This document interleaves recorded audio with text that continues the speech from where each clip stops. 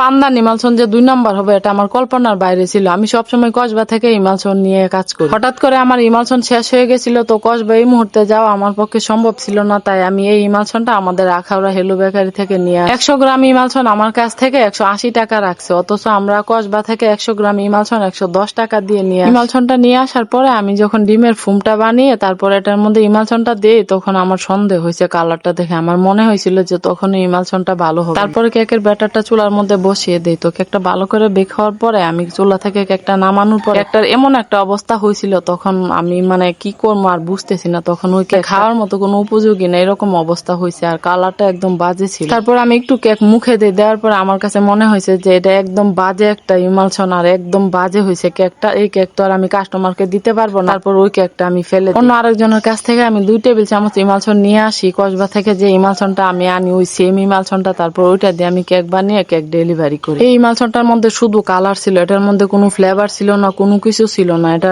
অতিরিক্ত মিষ্টি ছিল আর একদম বাজে ছিল।